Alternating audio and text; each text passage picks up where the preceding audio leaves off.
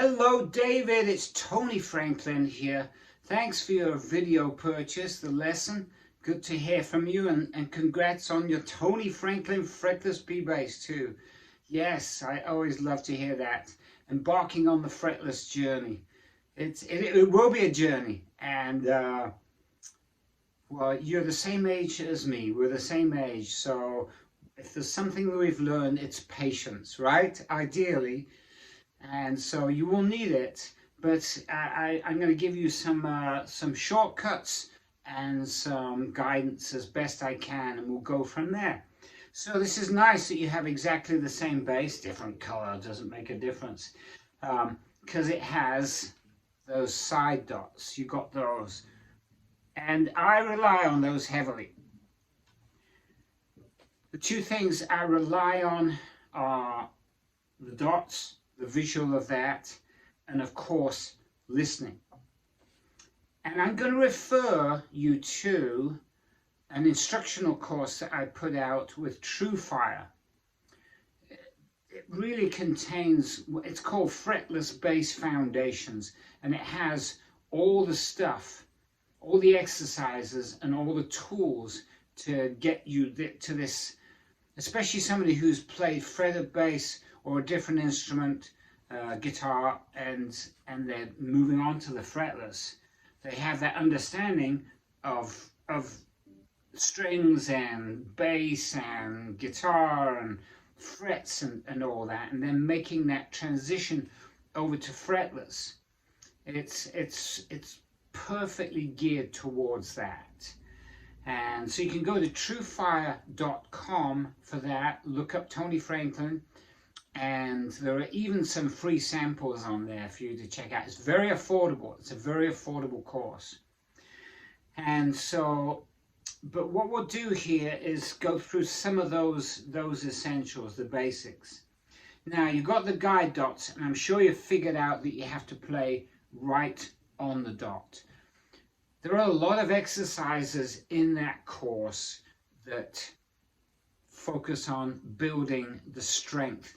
The strength, the muscle memory, and the ears, listening. That's what it's all about. Strength, I mean, I'm saying that because we'll need the stamina to be able to move about, and it takes a little bit more than the fretted bass, because, not because you're having to push down harder, but you've got to move around a lot more, because as you know, the frets, and on the fretless bass, the dots are where the fret line would be. So, you know, you push it in between the frets, and it cuts off the string at that fret, like the nut does. You push here, it's the nut that's cutting the sound, making the sound, right? I hope that makes sense. So we are playing exactly on the dot.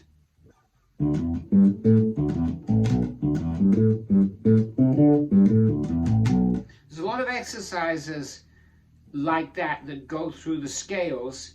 No, they don't. They go through the different fret marker positions. So this is the first fret and the third fret.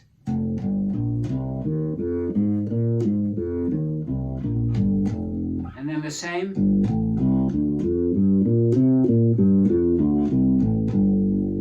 The third position and the fifth position there, and the 5 and the 7.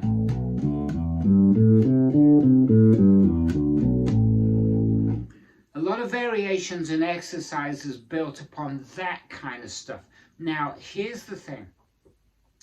When I was first learning the fretless, and I played fretted bass for 6 or so years, and I was pretty competent. Was I professional? No, not quite, but I was close to turning professional when I got the fretless bass. The fretted was pretty quick for me to pick up and learn. I was doing gigs on it pretty quickly afterwards. Fretless, not so much. It took longer. And one of the mistakes, or just not knowing, that I made at that point is not playing to any kind of tuning reference. Meaning that I would just practice by myself.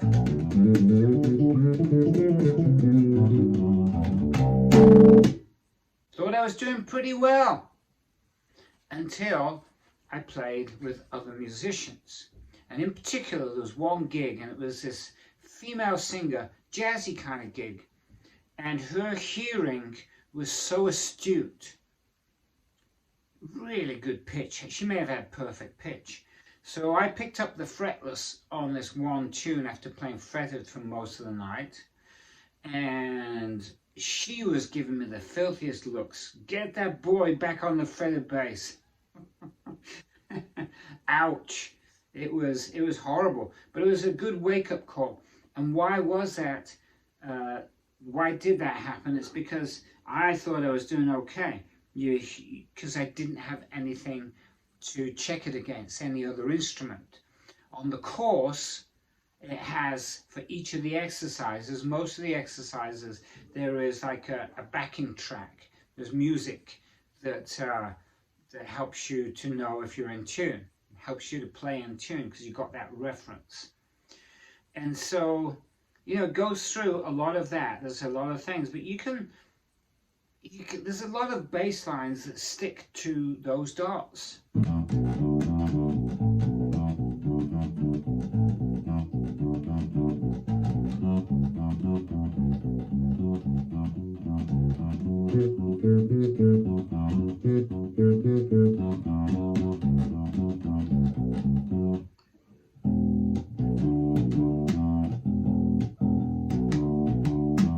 All on the dot. Now you can create your own drone, your own music. You can, if you've got a keyboard, a synthesizer, you can just hold a drone, or if there's a sample you've got on your recording software, if you have that.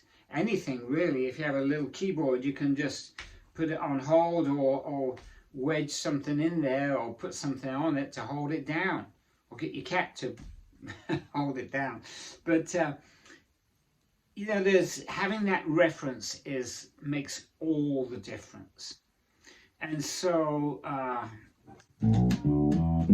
it just goes through all of those, and as it moves up, I put in variations.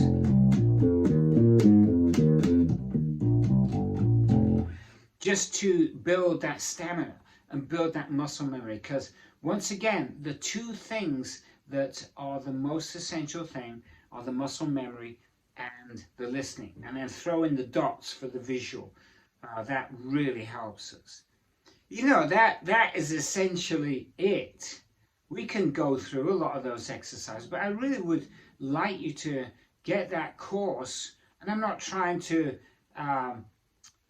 say, no, let's not do it one-on-one. That might be the way for you, or it might help you, or it might not be the way. We can certainly go through a bunch of those different exercises, and we can go through that. I mean, some of the exercises I do in there are, and this might be a little bit more advanced, but are fifths. Fifths are one of the hardest ones to do.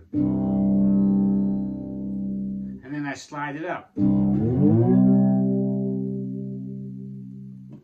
I do all that kind of stuff, and they're very basic exercises. Exercise for checking where your tuning is. It's playing the octave. This is the 7th fret on the D string, and it's the A note. So you play the open string to it, the A, and make sure it's in tune. You can do it, and if you need to make a little adjustment too, you hear that? I could hear that it wasn't quite in tune. You're going to do that a lot, and actually it turns into something that you can use as a tool of expression. It doesn't matter if it's slightly out of tune. You can make it work. Use it. In fact, you can hear, that's a way to develop the ear as well. Just, you can hear when it's in tune, when it's not, what do they call it, modulating. And you can do it with the octave too.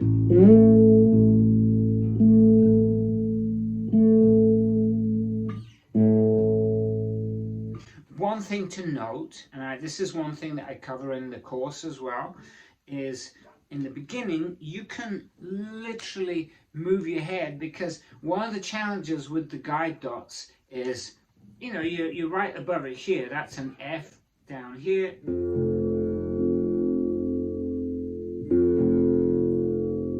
So that F, when you're over here looking from this angle, that perspective is completely different. The dot is there and my finger is there, but it's in a different position because of the perspective I'm looking at from my eyes, from where I'm positioned. That's one of the challenges for sure. So in the beginning, you can get right over it and see where it's at. All right? And then move it. So, okay. Same with the, well, we go into the spaces between the dots as well. I don't even know what to call those. In between the dots. That A right there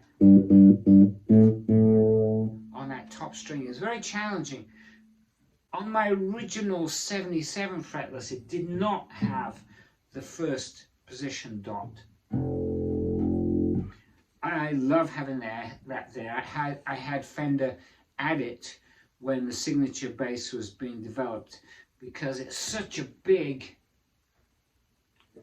gap between the 3rd fret and the nut. There was that whole area without a fret marker, without a dot.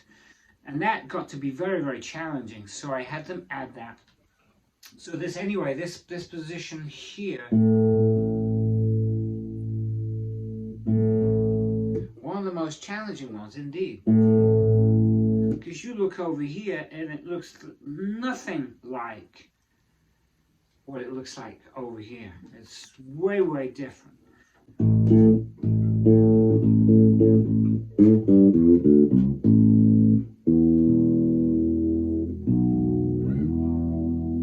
You can play all these different intervals to make sure that it's in tune. And then this one here, you can slide into it too.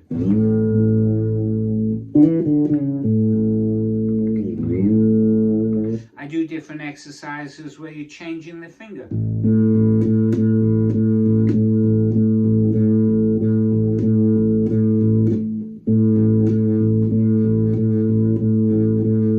But I put them into a piece of music, an exercise, which is interesting and fun. So it's not just a boring straight ahead exercise.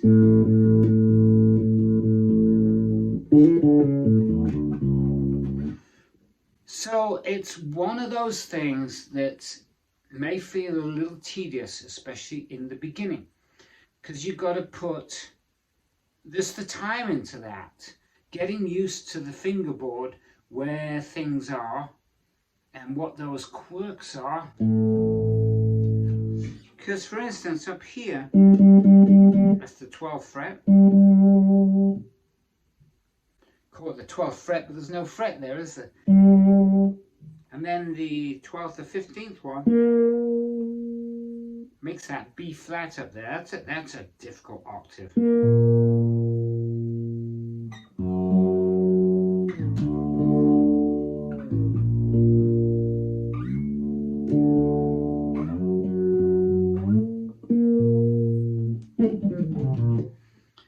Anyway, what I was going to say is, I distracted myself. The A up here always seems like it's visually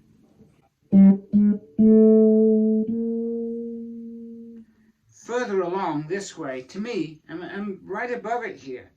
It always seems like it's further along than it should be. The neck has quirks like that because, and there's a YouTube video I did on this, I kind of rather evocatively called it why the unlined fretless is better than the lined fretless. And it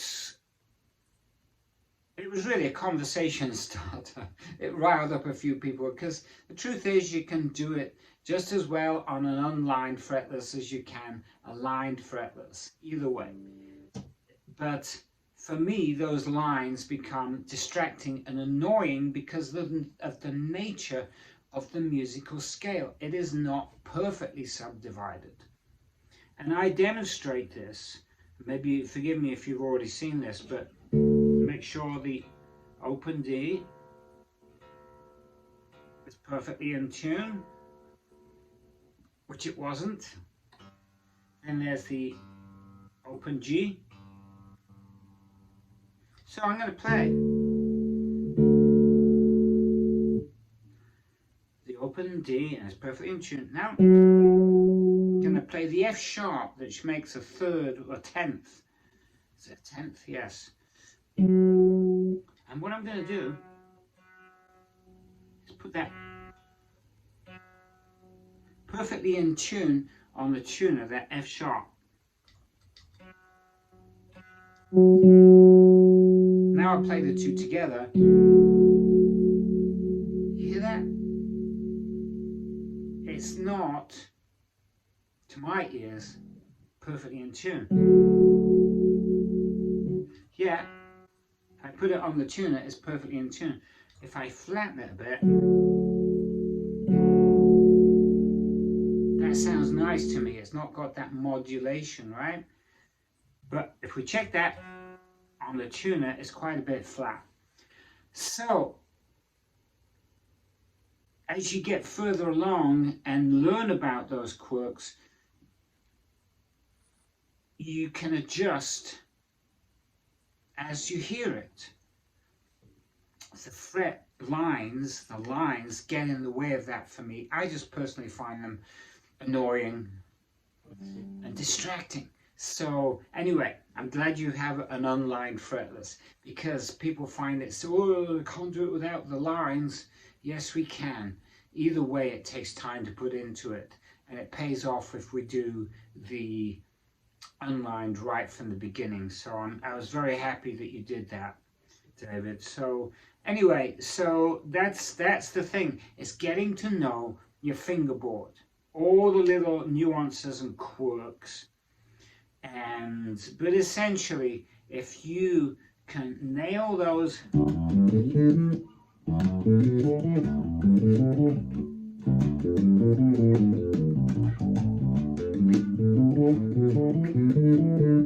then you can do the one there.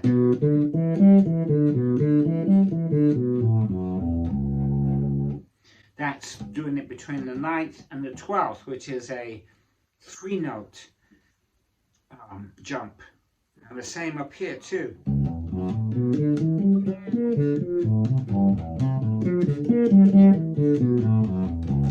There's a lot of those kind of exercises with various speeds on the course, where it's jumping between those, and you just have to, the more that you do it, the more it trains your ear, and the more it trains you to just switch those finger positions, because as you well know, you do an octave, you do a fifth here, it's pretty wide. You do the same thing up here.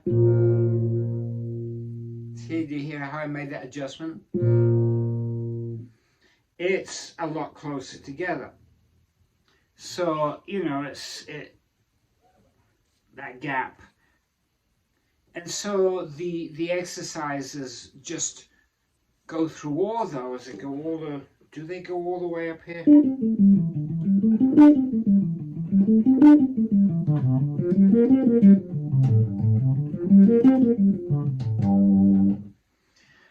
I'm sure they do, where they cover all of that so that it will pretty quickly,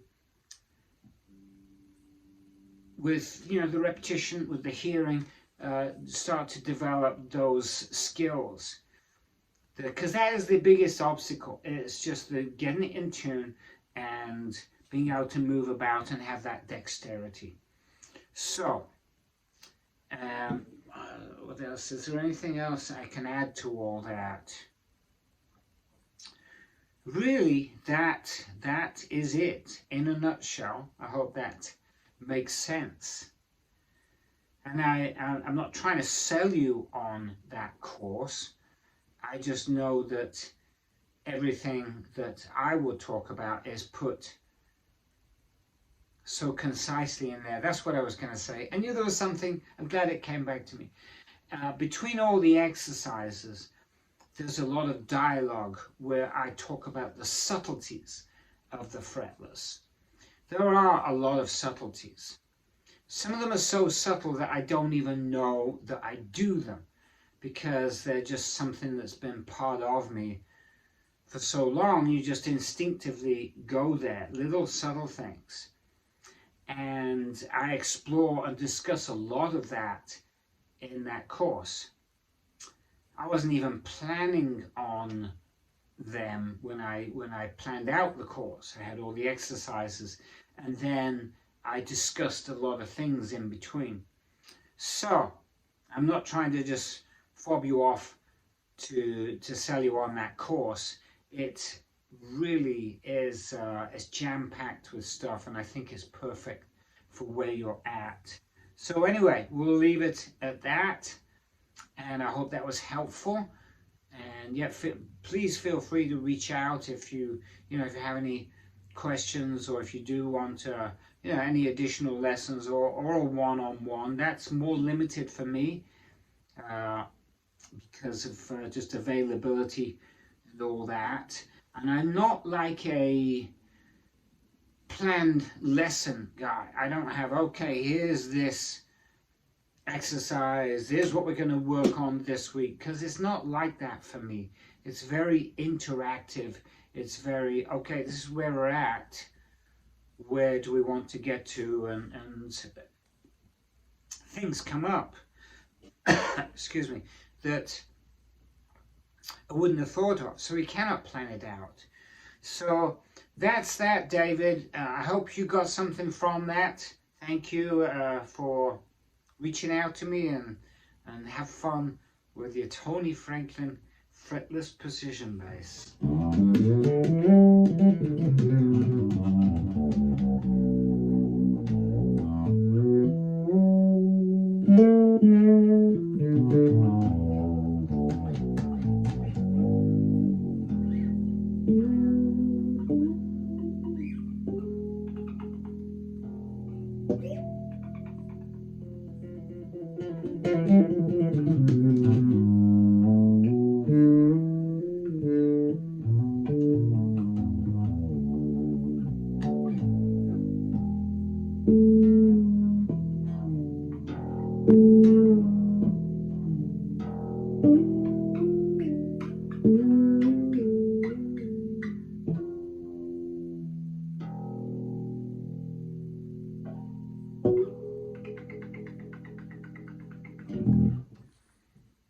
All the best, David.